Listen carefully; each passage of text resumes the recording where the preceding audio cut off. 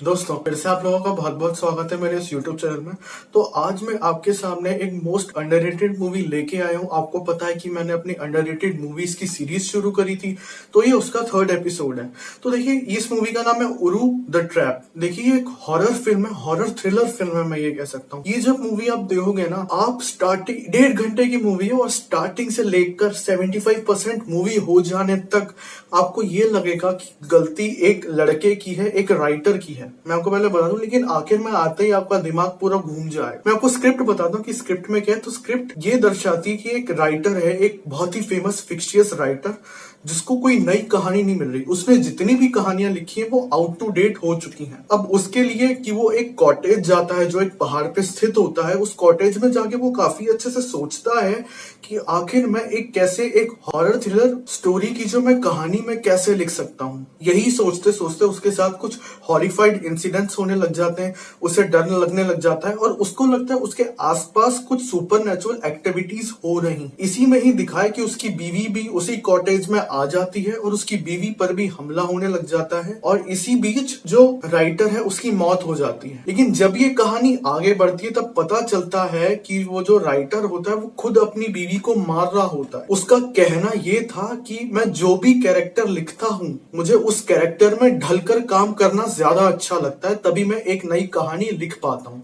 मतलब आप समझ रहे हैं, उसकी इतनी दीवानगी राइटिंग को लेकर उसने अपनी बीवी तक को मारने का सोचा। इस फिल्म के आखिर में आपको ये बता दिया जाएगा कि जो औरत है उसे डिल्यूजनल डिसऑर्डर है। अगर आपको नहीं पता कि डिल्यूजनल डिसऑर्डर क्या है, तो मैं आपको पहले ही बता दूं कि डिल्यूजनल डिसऑर्डर एक ऐसा डिसऑर्डर है जिसमें आप अपनी इमेजिनरी दुनिया को सच्चाई समझने लगते हैं और सच्चाई तो आपको नजर ही नहीं आती। आखिर में हमें डायरेक्टर ने यही दिखा दिया है। लेकिन और भी आने वाले 10 मिनट में से 5 मिनट तो यही दिखा दिया जाता है कि जो औरत है वो पागल है, उसे डिल्यूजनल डिसऑर्डर है।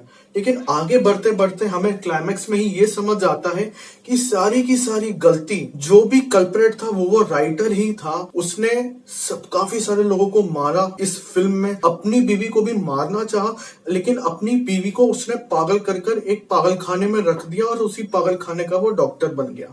देखिए, ये फिल्म की कहानी थोड़ी सी पचकानी तो लगती है, लेकिन जब आप मूवी देखेंगे तब आपको कहीं ना कहीं डर का एहसास भी होगा। साथ ही साथ में ये भी लगेगा कि यार आखिर इसमें ये सब कर कौन रहा है। लेकिन फिल्म में 60% फिल्म खत्म होने के बाद आपके सामने सस्पेंस को पूरी तरह से खोल दिया जाएगा। फिर भी सस्पेंस खोलने के बाद आपकी आंखों में एक धोखा रखा जाएगा कि सारा का सारा गलत वो आदमी कर रहा है। फिर यह दिखा दिया जाएगा कि उसकी बीवी ही पागल है। ऐसे ये पूरी कहानी इस तरीके से रची हुई है कि आप इसे समझ नहीं पाएंगे कि हो क्या रहा है। लेकिन आखिर में बहुत सारे लोगों के ये कमेंट आए कि आखिर इस मूवी में विलन था तो आखिर था कौन। तो मैं आपको बता दूं कि इसमें विलन वही राइटर था जो अपनी बीवी को मारना चाहता। आप लास्ट में इस सीन को अगर थोड़ा ढंग से देखें तो आपको पता चलेगा वही राइटर अपनी बीवी को और दूसरे पागल आदमियों को भी मारने की बात कर रहा। जाहिर सी बात है फिर वही विलन हुआ इस मूवी में। अब मैं बता दूं, इस मूवी को एक हॉलीवुड फिल्म से, एक नहीं बल्कि 3 हॉलीवुड फिल्म से रीमेक करके बनाया गया है। मैं आपको खुद पढ़ के बताता हूँ कि आपको विकिपीडिया क्या कहता है। This movie is inspired by Hollywood film The Shining, Secret Window and hush.